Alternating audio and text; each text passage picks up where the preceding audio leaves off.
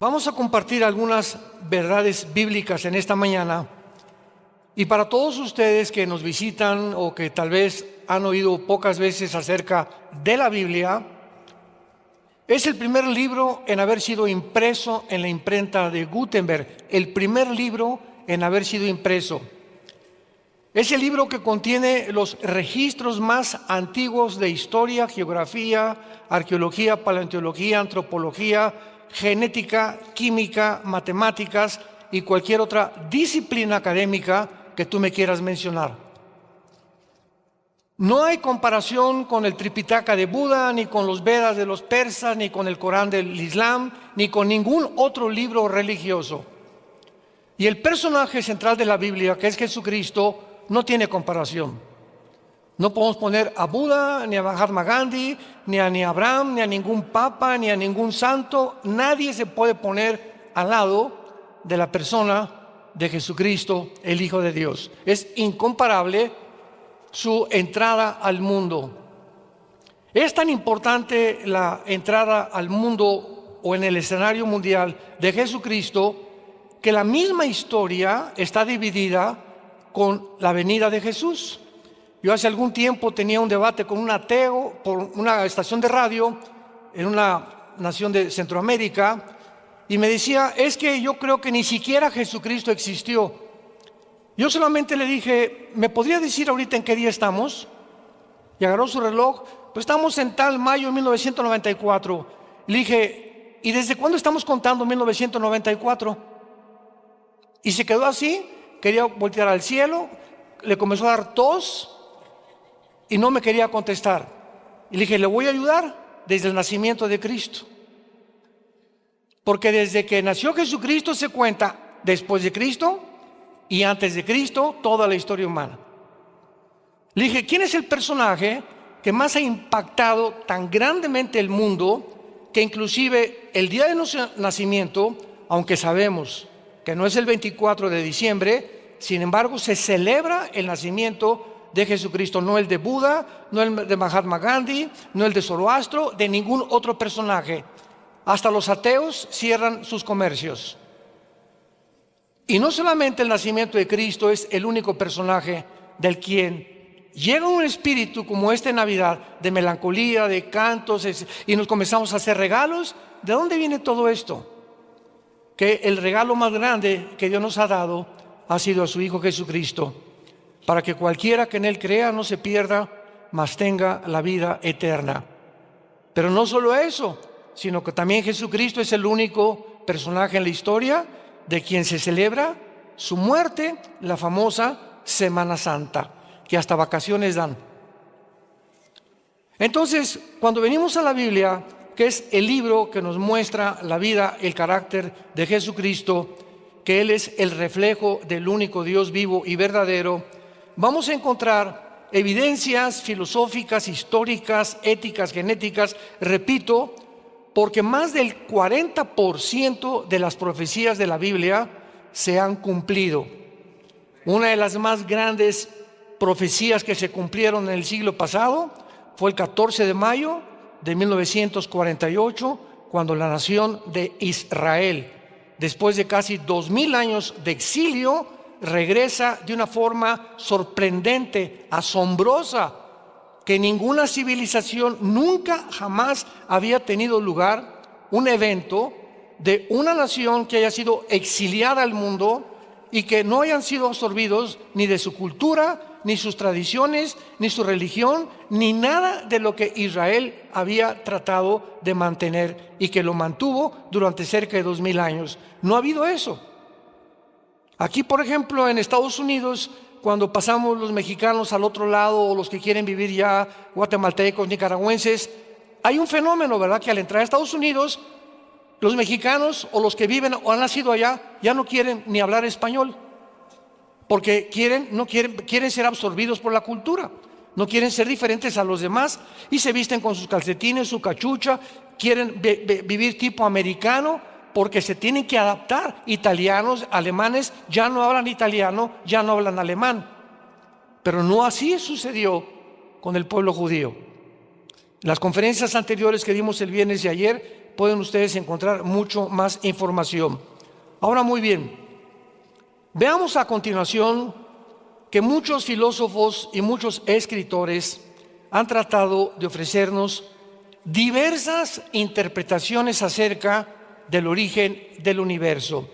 Si hay aquí astrónomos, maestros universitarios, simplemente les recuerdo, o ateos, escépticos, o personas ateas, de que nunca, jamás, mediante la ciencia, se podrá investigar el origen del universo. Primer paso de nuestra tesis: nunca científicamente se podrá probar el origen del universo. Nunca se podrá probar científicamente quiénes somos, ni tampoco hacia dónde se dirige la humanidad. Ni Walter Mercado, ni el chamán, ni los brujos, ni Nostradamus, nadie nos puede decir con la exactitud y los detalles que están escritos en la Biblia. ¿Por qué digo esto? Porque para que algo sea científico, si hay aquí estudiantes de la universidad, tiene que ser demostrativo, tiene que ser probado en un laboratorio, en un tubo de ensayo, y es imposible que alguien pueda decir: yo estuve en la creación y así fue.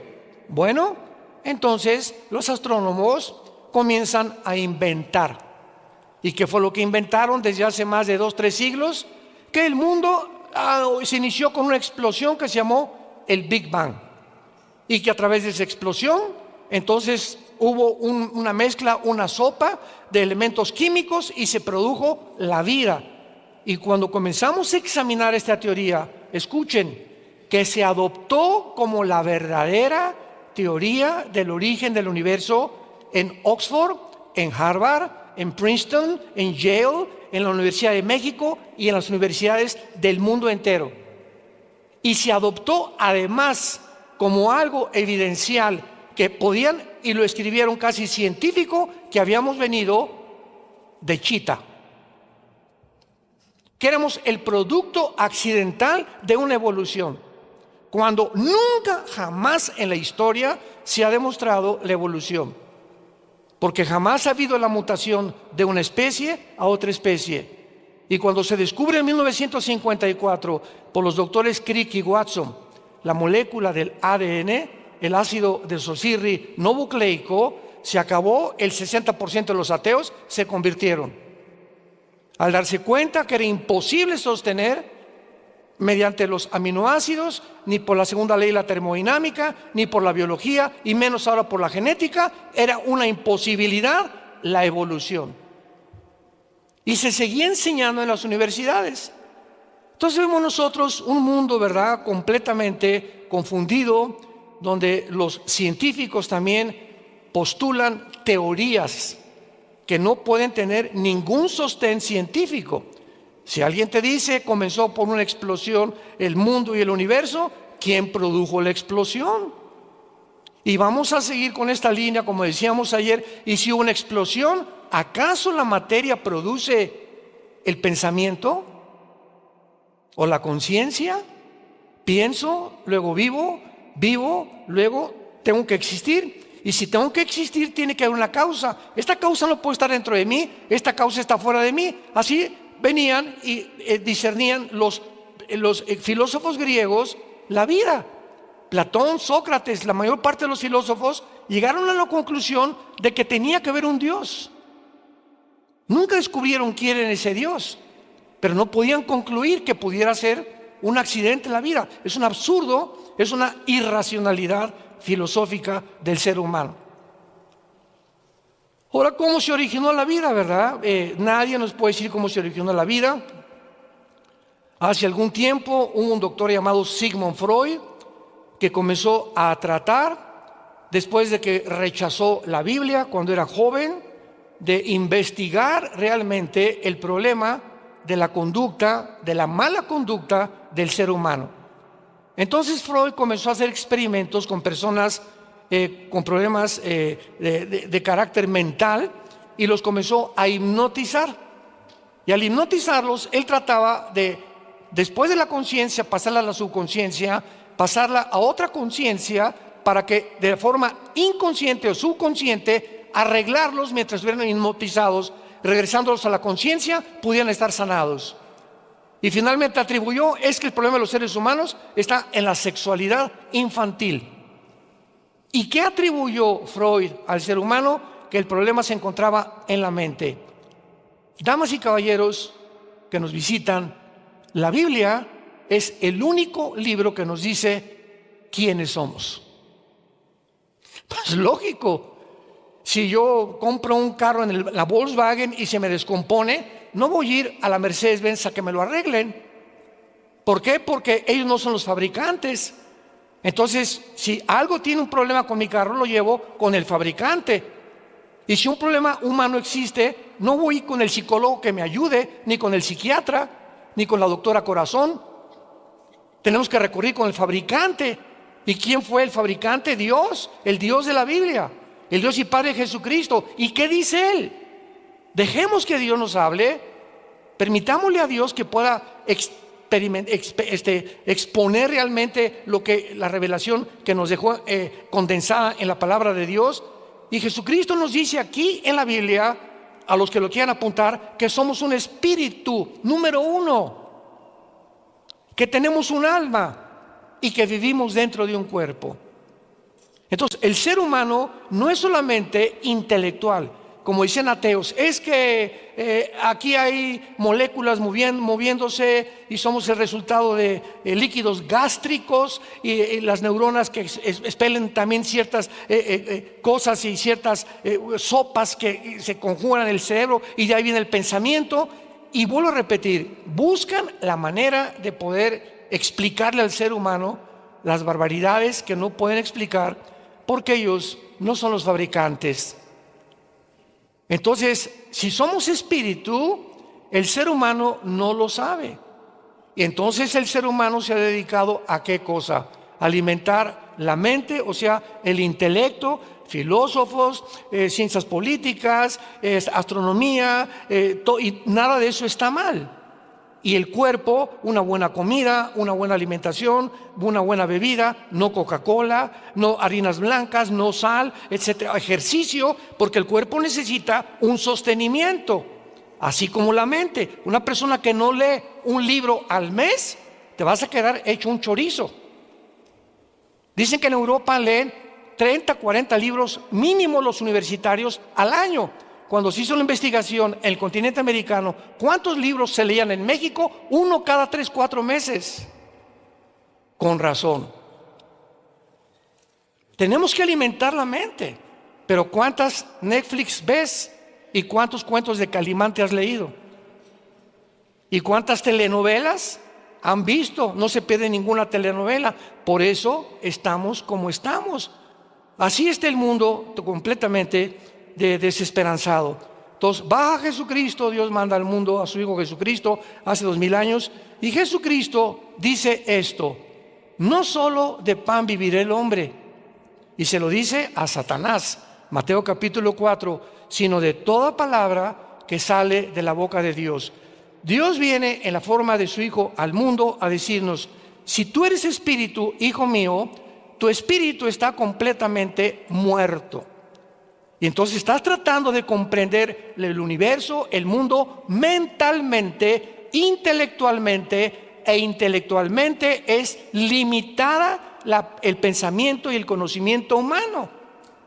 Y cuando un ser humano quiere tratar sin el espíritu intelectualmente de buscar y conocer a Dios, acaba loco. Y el ejemplo más grande es Friedrich Nietzsche del siglo XX, un filósofo alemán que escribió Dios está muerto y fue contagiado por Carlos Marx, que dijo Dios no existe, el problema son la lucha de clases. Si el proletariado le quita a la burguesía esto, ¿verdad?, y derriba a la burguesía, se van a nivelar, va a haber equidad. Y ahora el Foro Económico Mundial en el siglo XXI, léelo, es la copia completa del comunismo y del marxismo de izquierda hegeliano y la dialéctica materialista. Métete a Google, Foro Económico Mundial, y dice: bienvenidos a esta ciudad, no vas a tener casa, no vas a tener ropa, bienvenidos porque no tienes por qué tener nada. Y esta teoría se está ya implementando en México. Hace 2 semanas comenzaron las expropiaciones en México. que es el cuarto paso de la agenda. Y estamos aceptando y vamos al camino de Venezuela, de Cuba, de Nicaragua, de Colombia y de Bolivia. Y nadie está consciente de todas estas cosas. Seguimos como borregos, conformándonos solamente en mi mundo, sin interesarme lo demás, ni tampoco poner a Dios dentro de mi vida. Lo sacamos de la ecuación y por eso perdemos completamente el rumbo. Entonces Jesucristo nos dice, tu espíritu necesita alimento, y el único alimento para nuestra vida espiritual se encuentra en la Biblia. Dice el 2 de Pedro capítulo 2, deseen como niños recién nacidos la leche espiritual para que por ella crezcan para salvación. Entonces, si tú no tienes contacto con la Biblia, pues eres muy inteligente y esto y el otro, y vas a llegar un momento en el que con tanto conocimiento intelectual no vas a entender ni quién eres. Y se llegan ahora las personas más influenciables, más multimillonarias y los filósofos más grandes del siglo XXI a reunir en Davos, Suiza, una vez al año, con todos los exmandatarios, exsenadores, pensadores, filósofos, y acaban de declarar en el Foro Económico Mundial que somos dioses. Que somos dioses. Y que la Biblia no existe ni Cristo existe.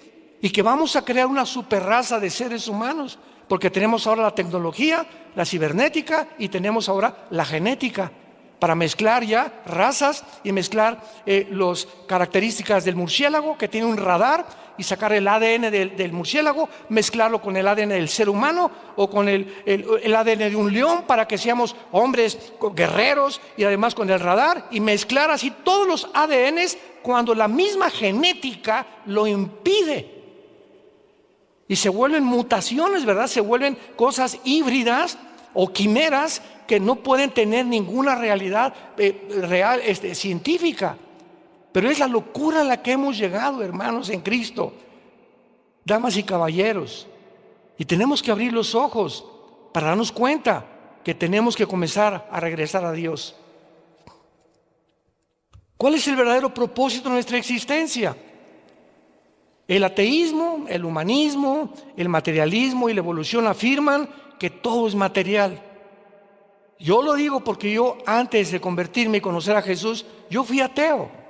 Yo me decepcioné de la religión, no de Jesús, porque crecí en colegios lasallistas, en la primaria, la secundaria, la preparatoria. Jamás nos enseñaron la Biblia, nos enseñaron una religión.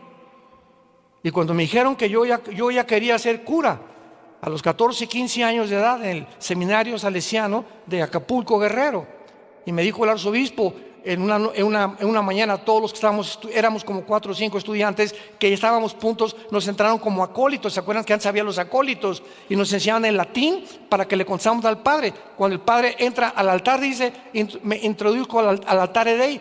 Le teníamos que contestar a Deum Collectifica Juventutem Meam. Él dice, me introduzco al altar de Dios a ofrecer el sacrificio de Cristo por los vivos y los muertos. ¿Y qué dice la Biblia? Que ya fue sacrificado. Entonces, ¿qué es lo que estaba diciendo este señor al entrar a un supuesto altar? Que se brincaron la cruz y que ahora tenías que volver a recibirlo con la famosa comunión.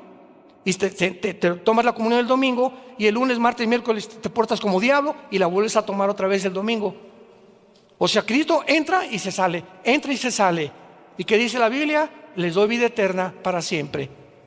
Y cuando recibes a Cristo es una vez y para siempre. Comienzo a leer la Biblia, mi hermano me la da, comienzo a leer Juan y me doy cuenta que habíamos sido engañados. Y encuentro que la verdad nos haría libres, se caen las vendas, abrimos los ojos por primera vez y nos damos cuenta cuál es la verdad. Y Jesús lo dijo en Juan 14:6, yo soy el camino, la verdad y la vida. Fuera de Cristo no hay ninguna verdad absoluta, porque vivimos un mundo de relativismo, donde tu verdad es tu verdad, mi verdad es mi verdad. Mira, yo soy gay, déjame como yo estoy, tú eres como estás, no te metas. Mi verdad es esta, como dijo el fundador de la cadena CNN, verdad, de televisión, que ya vendió, tiene como el 35% ahorita de las acciones. Ted Turner se llamó, que se casó también con Jane Fonda, una muchacha artista de cine. Y Ted Turner se decepciona de Dios, de la religión, se vuelve ateo también, y dijo los 10 mandamientos de Ted Turner. Y ahora yo voy a hacer mi vida, mi ética, mi moral, y voy a determinar qué es bueno y qué es malo. Y lo que él dijo es a lo que el mundo ha llegado con el movimiento LGTB, con la ideología de género, que ahora están las escuelas públicas enseñándoles a nuestros hijos menores de edad que se masturben a los 5 o 6 años de edad, que se usen los baños de las mujeres igual que el de los hombres, que en los Juegos Olímpicos juegue una luchadora mujer con un luchador hombre porque el hombre es transgénero, como la italiana que casi la noquean ahora en los Juegos de París. El mundo está completamente desarticulado, ha perdido la brújula porque le han dicho a Dios: no te metas con nosotros, somos lo suficientemente inteligentes para poder determinar qué cosa es bueno y qué cosa es malo.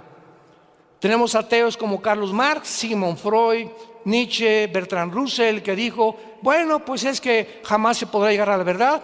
Y cuando descubrimos a Bertrand Russell tenía 5 esposas y 2 amantes. Jean-Paul Sartre, el padre del existencialismo, fue mi ídolo en los 60, 70, cuando yo era ateo. Sartre escribió El muro y la náusea. Esos libros yo me los devoraba cuando era joven. Y en uno de sus libros, en El muro, dice Jean-Paul Sartre: veo un muro donde yo estoy tratando de poder determinar cuál es mi propósito en la vida. Porque ya negué a Dios, y si no hay Dios, entonces ¿qué hay? Y pone ahí: me estrellé contra el muro porque no puedo brincar ese muro al otro lado. Y dice Sartre: yo sé que al otro lado hay algo, pero no puedo verlo. Y lo que él estaba diciendo es: he descubierto que estoy limitado, que por más inteligente que yo sea, no voy a poder comprender a Dios. Es necesario que Dios se revele a mi mente, porque por medio de mi intelecto nunca lo podré comprender, que es exactamente lo que la Biblia dice. Y su hija, antes de morir, le dice a Sartre: papá, ¿qué es lo que te pasa? Y Sartre le dice antes de morir a su hija: hija, ¿sabes cuál es mi tragedia? Que he tratado de vivir toda mi vida luchando contra alguien que no existe. Entonces perdí mi propósito de la vida. ¿Cómo es que gasté mi vida tratando de demostrar que alguien no existe? Si no existe, pues no existe y voy a vivir. Pero ¿por qué trato de convencer a las demás personas que no existe? Perdí el tiempo. Y como dijo el gran filósofo francés, que igual que Laplace y que Kepler, etcétera, etcétera, que llegó un ateo y le dijo: mira, Dios no existe. Y le dijo este filósofo francés, que era cristiano: mira, lo único que te puedo decir yo es que si tú te mueres, dice la Biblia que te vas al infierno. Y si yo me muero, dice la Biblia que Jesucristo viene por mí para llevarme al cielo. Entonces, vamos a suponer este cálculo: si tú te mueres, yo no pierdo nada, ¿verdad? Porque dices que no existe nada. No hay Dios, no hay infierno, no hay cielo. Pero si tú te mueres y yo tenía razón, ¿qué amolada te vas a llevar? Prefiero creer a no creer, siguiendo una línea elemental de lógica filosófica natural. Ahora, ¿existe alguna moral absoluta? El mundo que vivimos dice que no hay ninguna verdad absoluta. Al contrario, todos son especulaciones, ¿verdad? Vuelvo a repetir: tu verdad no es mi verdad, no hay una verdad absoluta. Todo es de acuerdo a la perspectiva en la que tú percibas el mundo y el cosmos, etcétera, etcétera. Entonces, cada quien, como dice la Biblia, como ovejas nos hemos cada quien salido del corral, y unos piensan esto, otros, tratando como seres humanos limitados, frágiles que somos, vulnerables, tenemos que morir, la vida es cortísima y pasamos el mundo como dioses. Estoy en un mundo que no entiendo, un cosmos que no sé ni por qué nací, pero yo sé que las respuestas están en mí. No puede haber alguien fuera de mí que me dé explicación de por qué soy como soy.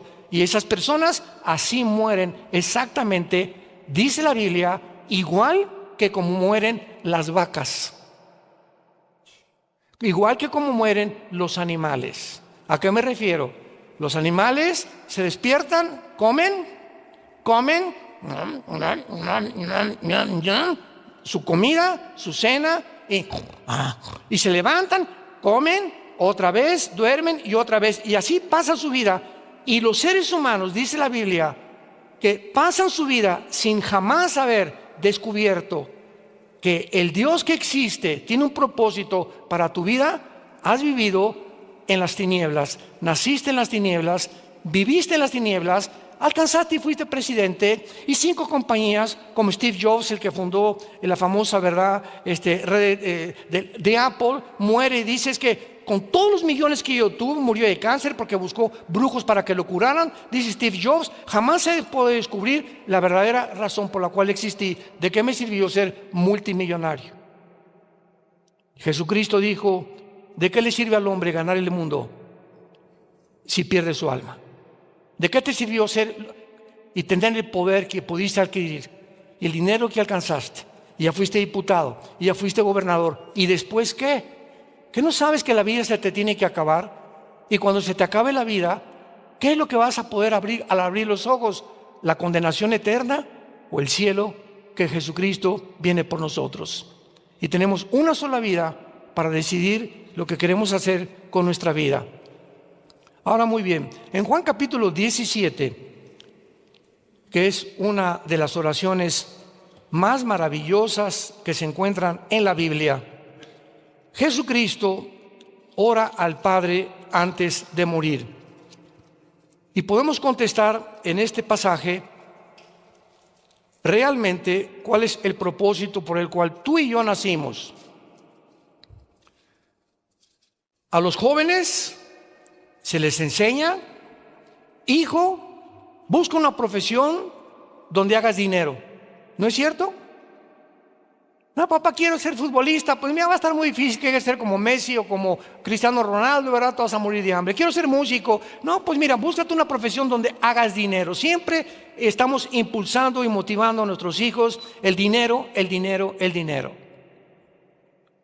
Y cuando esos padres se mueren, los hijos como alacranes están esperando que se muera el viejo para ver qué herencia les dejó. Y cuando tú te mueras y les dejaste $5 millones a tus hijos y todo lo que tú trabajaste, ¿para qué lo hiciste?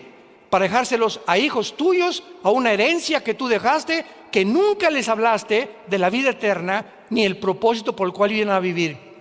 Tú le dejas a un hijo tuyo dinero, ese hijo se va a echar a perder y se convierte en una maldición para su vida. Pero si tú te mueres y tus hijos no tienen ni un petate donde acostarse, pero con la seguridad que tu hijo, mi Panchito y mi Carmelita, tienen a Jesucristo, te mueres en paz porque Dios se va a encargar de ellos. Y Dios los va a bendecir tarde o temprano. Y Dios va a hacer que les vaya bien en la vida tarde o temprano. Te mueres en paz. Entonces veamos los valores desde la perspectiva bíblica, desde la perspectiva divina. ¿Para qué vives? ¿Para hacer dinero? ¿Para hacer fama? ¿Publicidad? ¿Para que seas conocido? ¿Para que tengas poder? Porque dicen, bueno, pues es que si tengo dinero, ahora tengo poder. O para pertenecer a un partido político donde están todos y ahí está el pastel, pues me voy a donde está el pastel. Y mis convicciones filosóficas, estadísticas, etcétera, etcétera, los derrumbo. La familia no importa, el matrimonio no me importa, ni mis hijos tampoco. Quiero poder. Quiero pertenecer a ese grupo político, quiero pertenecer a ese grupo de intelectuales. ¿Por qué? Porque quiero ser entre ellos, quiero ser grande. Y acabas recogiendo basura y sacrificando a tu familia por el ego tan grande con el cual el ser humano ha nacido. Dice Juan 17, Cristo antes de morir, estas cosas habló Jesús, levantando los ojos al cielo, y dijo: Padre, la hora ha llegado, glorifica a tu Hijo para que también tu Hijo te glorifique a ti. Como le has dado, vean lo que dice Jesús, que Él recibió del Padre una potestad, o sea, un poder. Dios le dio a su Hijo al venir al mundo un poder sobre todos los seres humanos, sobre toda carne. ¿Para qué? Para que Él nos diera la vida eterna. A todos los que le diste. ¿Y qué es la vida eterna? Que te conozcan a ti, al único Dios verdadero, y a Jesucristo, a quien tú has enviado. Dios manda a su Hijo para decirnos: diles que son peregrinos, que somos extranjeros y estamos habitando un mundo temporalmente. y que la vida no se acaba con la muerte. Y yo tengo que demostrarles que la vida no se acaba con la muerte. ¿Y qué hizo Jesucristo? Es crucificado, muerto, enterrado y resucitado a los 3 días. Y la resurrección de Cristo es la base fundamental, el bastión del cristianismo. El cristianismo no podría existir si Cristo no hubiera resucitado. Porque si no hubiera resucitado, hubiera sido como todos los grandes líderes religiosos que acabo de mencionar, que hay en la tumba de Buda, ahí está, la tumba de Mahatma Gandhi, ahí está, la tumba de Mahoma, ahí está, pero ve a Jerusalén y está la tumba de Jesucristo vacía. Y no solamente eso, sino las pruebas históricas que existen de la resurrección de Jesucristo. Entonces, si Jesucristo no resucitó, nosotros tampoco vamos a resucitar. Y si no hay resurrección de muertos, comamos, vivamos. ¿Para qué le soy fiel a mi esposa? El que no tranza no avanza. Aquí se trata todo de hacer dinero.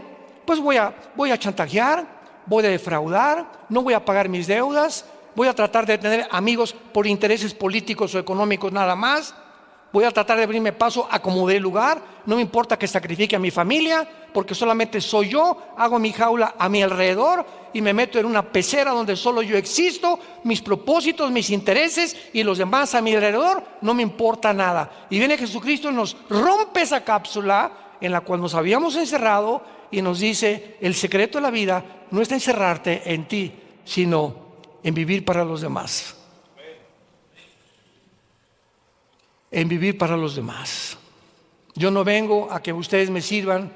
Yo, el creador del universo, de las galaxias, de las estrellas, de los peces, de las hormigas, de los pájaros, de los seres humanos, de todo lo que existe, vengo a hincarme delante de ustedes y lavarle los pies y decirles que los amo y que mi resurrección es la prueba más grande que ustedes también van a resucitar.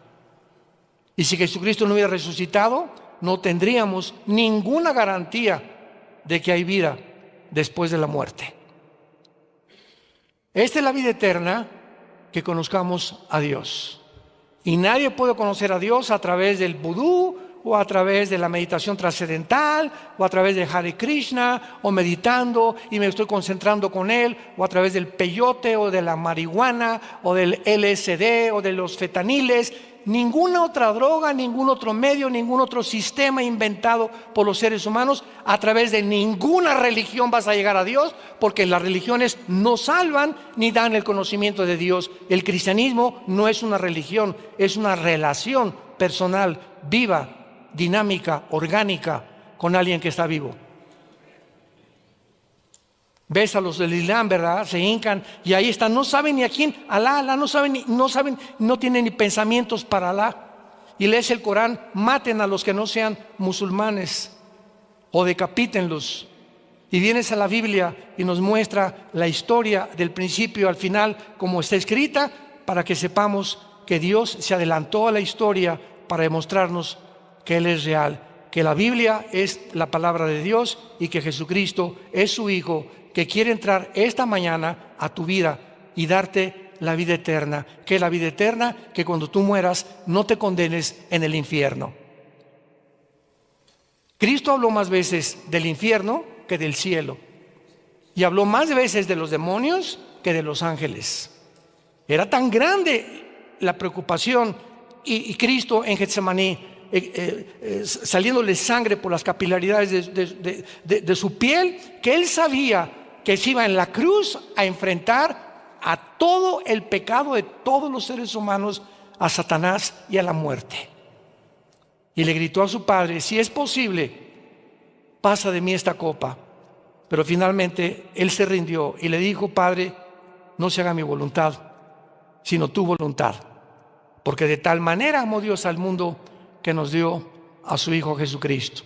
Entonces Dios podía enviarnos palomitas y miren, yo los amo y les voy a dar, vayan al cine. Cualquier religión salva, sigan cualquier religión, pero Jesucristo desde el cielo nos manda un mensaje: no hay manera que tú tengas contacto conmigo si antes no conoces a mi Hijo en la cruz.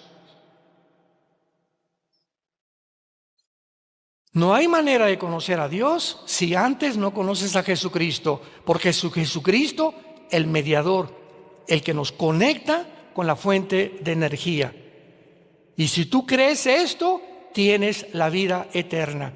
Y cuando tú mueras, morirás en paz y abrirás tus ojos y tendremos miles de ángeles a nuestro alrededor que nos llevarán a la presencia de Dios.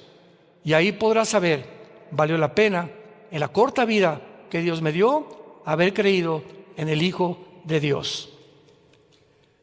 Ahora veamos claramente también que en la Biblia encontramos varias falsas doctrinas y casi todas las cartas de los apóstoles, como Timoteo, Filipenses, Gálatas, la carta a los Corintios, son advertencias que mientras estemos los cristianos en este mundo, se van a levantar falsos apóstoles, falsos profetas, falsos maestros que por todos lados van a tratar de engañar. Les voy a citar algunos rápidamente. Por ejemplo, hay una secta que se llama los Testigos de Jehová y fueron fundados por Charles Russell en 1844 y ellos profetizaron que Cristo vendría en 1874 y que el mundo acabaría en 1914. Ellos no creen en el infierno, no creen tampoco que Cristo es Dios, no creen en la vida eterna. Eso es una falsa, completamente un falso profeta. Tenemos al fundador de los mormones, José Smith, 1880. Este hombre, José Smith, un día llegó con su esposa y le dijo, ¿sabes qué? Que se me apareció un ángel que se llamaba Moroni. Y este ángel me dijo que fuera a cierto lugar, un montecito, e iba a encontrar yo unas tablas escritas en egipcio cuneiforme y que yo las tradujera, y de ahí salió el libro del Mormón. Vamos a ver que fue una mentira. Y además le dijo a la esposa, y además me dijo el ángel que tú no eras la única, que puedo tener 10 igual que tú. Yo le he dicho muchas veces que si yo llego a mi casa mañana y le digo a mi esposa, duermo en el suelo. O ahí está tu maleta, ¿verdad? Y agarra carretera. O sea, vino el politeísmo. Entonces, este hombre, José Smith, dijo esto, ¿verdad? Cosa que no es verdad, porque el libro del Mormón es una versión falsa de la Biblia, King James en inglés, con algunas modificaciones. Tampoco ellos creen que Jesucristo es Dios, pero además tienen el libro del Mormón, la perla de gran precio, Doctrinas y Convenios, donde se introduce la poligamía, y fue muerto él en la cárcel, porque en ese tiempo la Constitución de Estados Unidos fue hecha y estaba prohibido tener más de 2 o 3 mujeres viviendo contigo. Lo mataron a José Smith en la cárcel. Tenemos a Jim Jones, 1978. ¿Se acuerdan de Jim Jones? Era, entre comillas, se decía pastor en California. Y entonces juntó un grupo como de 1,000 personas y se las llevó a la Guyana. Búscala, está subida en internet. Y se los llevó a la Guyana junto a Venezuela, y allá les dijo que era el milenio, que iba Jesús muy pronto a venir por ellos. Y entonces comenzaron todos a trabajar en el campo. Al año de estar ahí en la Guyana, comenzó a decirles a los hombres que sus esposas eran de él, y comenzó a tener relaciones con todas las mujeres del campamento casadas y a tener hijos con todos. Y los hombres, de una forma incomprensible, pero comprensible espiritualmente porque eran demonios, se convencieron los hombres que él era Mesías y le entregaron a sus esposas. Tú dirías, yo tendría que estar loco para hacer eso, ¿verdad? Pero cuando un demonio entra a una persona y te altera las neuronas, ya no piensas de una forma normal, comienzas a hacer locuras, precisamente por la influencia demoníaca en tu mente. Entonces Jim Jones, ¿verdad? Finalmente los senadores de Estados Unidos mandaron aviones para investigar qué estaba pasando en la Guyana con los ciudadanos americanos. Entonces él descubrió, y cuando iban saliendo de regreso los senadores que descubrieron que era un falso profeta, los mataron a todos en el aeropuerto. Hasta que al final él a todos los 1,000 personas del campamento les dio a beber en un Kool-Aid veneno, y todos se suicidaron, y él se pegó un balazo en la cabeza. Y tenemos a David Koresh también, David Koresh, 1993, en Waco, Texas, líder de la secta los Davidianos. Enseñaba que él era el ángel del Apocalipsis. Sedujo lo mismo a todas las mujeres. y a los niños los violaba. Ordenó que compraran armas largas, y cuando llegaron el ejército y la FBI, la policía, para rodear el campamento y darse cuenta que no era un grupo cristiano, incendiaron completamente y se murieron quemados la mayoría. Y tenemos finalmente a Juan Carlos Miranda en el año 2000, líder de la secta Creciendo en Gracia. Ven el internet, Juan Carlos Miranda dijo primero que él era Cristo, después el anticristo.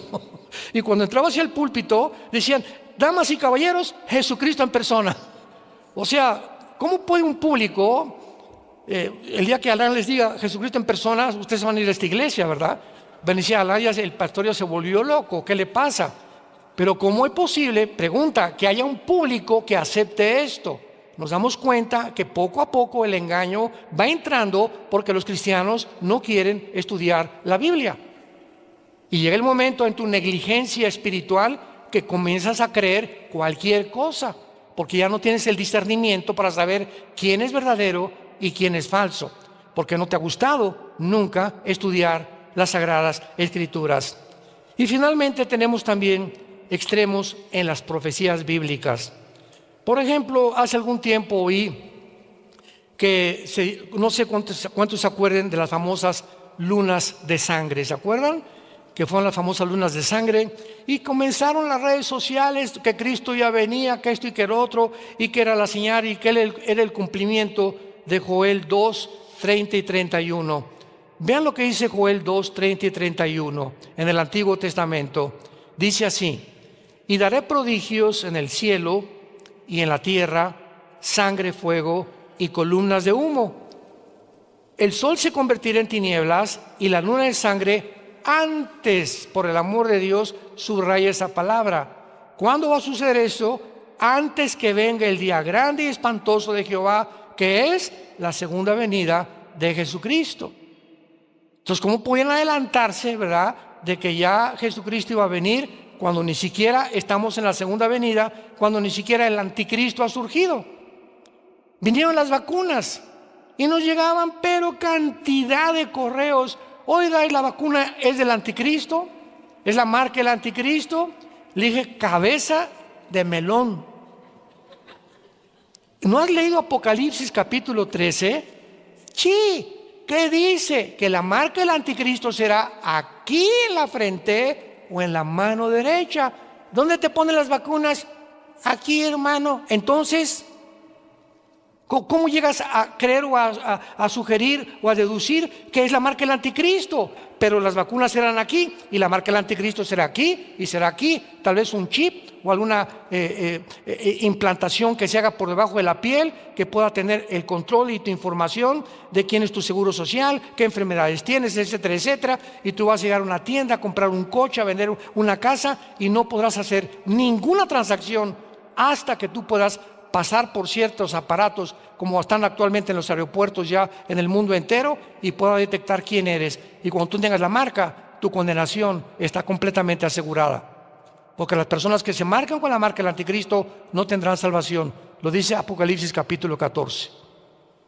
Entonces tenemos que abrir los ojos. Igual el anticristo, ahorita que entraron ya los islámicos a Siria, me llegaron correos anoche a las 11, 12 de la noche, me despertaron. Ya ni la muelan de despertarme.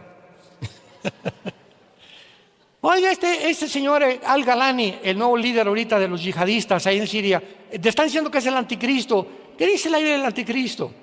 Que va a surgir cuando se junten 10 naciones, 5 de Europa, ya lo hablamos ayer, y 5 del Medio Oriente. Y una vez que haya un G10 de naciones, 5 de Europa y 5 del Medio Oriente, porque Europa va a quedar sola, Estados Unidos va a caer tarde o temprano, Rusia va a caer, va a quedar como un pollito desamparado. Europa va a tener que pedir el petróleo al Medio Oriente, y se van a unir Europa con el Medio Oriente. Y cuando esta unión haya, y la leamos en los medios de comunicación, de uno de estas 10 naciones saldrá el anticristo. Y lo hemos repetido tantas veces, lo enseña la Biblia por todos lados. Y el anticristo va a ser islámico, va a ser musulmán. Y va a salir exactamente de donde está ahorita la rebelión en Siria y entre Irak. Porque en el Antiguo Testamento, Babilonia, que era la cabeza del estatua de Nabucodonosor, era Babilonia, que es Irak, Siria y el Líbano, o sea, la antigua zona de la Mesopotamia, que significa tierra entre dos ríos, entre el Tigris y el Éufrates. Entonces, ahorita la zona geográfica donde acaban de derrocar al presidente de Siria y Rusia se sale e Irán se sale, inconcebible, porque Rusia tenía en Siria la única base naval al Mediterráneo. Y el hecho que Putin no haya hecho nada, sígame con cuidado, el hecho que Putin haya dejado que Assad, no se dicen que nadie sabe dónde está, pero no lo defendió, ni Estados Unidos lo defendió, y entraron los yihadistas. ¿Qué significa esto? Que Rusia está a punto de caer también. Pero acuérdense cuando cayó el comunismo en 1991, que Mikhail Gorbachev dijo, es que teníamos desde los 80s, 10 años, con una vida de bluff. La Unión Soviética era una fachada, donde todo el mundo, Rusia y el poder, estábamos en la pobreza, dijo Gorbachev. Sacamos a Dios y nos alejamos del capitalismo. Y ahorita igual en sus últimos, Putin, voy a usar las bombas nucleares y voy a hacer esto por el otro. ¿Y por qué le pidió 25,000 soldados a Norcorea hace como 3 o 4 semanas? Porque no ha podido con la guerra de Ucrania. Porque no ayuda ahorita y defiende la única base naval que tiene, porque es puro bluff, nada más.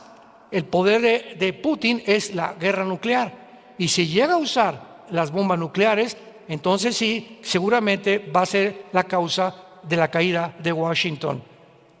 Solamente falta un misil nuclear a Washington para que solamente la ciudad de Washington desaparece el gobierno de Estados Unidos. Una bomba en Moscú, desaparece toda la Unión Soviética. Entonces estamos en un mundo de una confrontación donde todas las piezas están acomodando y la Biblia nos dice exactamente cómo vamos a llegar hasta el fin para que tengamos paz.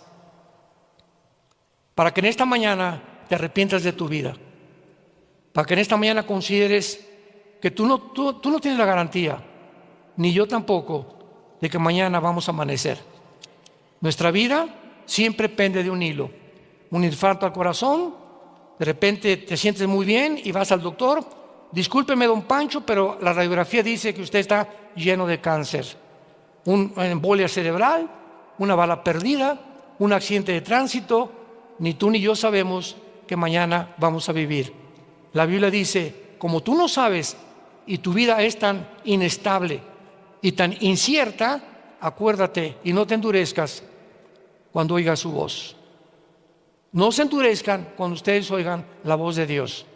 Y esta voz que es a través de la Biblia, yo no soy la voz de Dios, es la Biblia. Yo cito y les digo lo que dice la Biblia. Yo no soy profeta ni apóstol. Soy un simple pastor que comparto este mensaje hace 47 años para decirles a ustedes, este libro dice, no digan, el pastor dijo, la Biblia dice que te arrepientas por cuanto Dios ha establecido un día en el que va a juzgar a los vivos y a los muertos. Va a haber un juicio y todos los hombres y presidentes y dictadores y criminales y violadores van a ser juzgados. Y si murieron aparentemente sin ser encarcelados, en la otra vida no se le escapan a Dios, porque la Biblia dice, Dios no puede ser burlado. Así que esta es tu oportunidad que tú tienes de venir a la cruz. Ven a la cruz en esta mañana, arrepentido, sinceramente en tu alma, y dile a Cristo estas palabras con tu rostro inclinado. Dile, Padre Santo que estás en el cielo. En silencio lo puedes hacer. Te doy las gracias por haber hablado a mi corazón en esta mañana a través de la Biblia y hacerme consciente que no he vivido según tu agrado, que he vivido demasiado centrado en mi persona, olvidándome que hay otra vida después de esta vida. Creo con todo mi corazón que hace 2000 años tu santo Hijo Jesucristo abrió sus brazos en esa cruz y derramó su sangre preciosa como el antídoto, como la medicina para mi pecado. Me arrepiento sinceramente y me quiero volver a ti. Reconozco que el camino donde me encuentro es un camino que tarde o temprano me conducirá a la muerte. Quiero regresar a ti, Señor, y te pido que entres a mi corazón, porque creo que a los 3 días, después de haber sido muerto y crucificado y enterrado, resucitaste para que en esta mañana me recordaras que algún día volveré a vivir contigo. Entra a mi vida, Jesús, en este instante como mi Señor y mi Salvador. Te recibo y te doy las gracias por darme la vida eterna. Amén.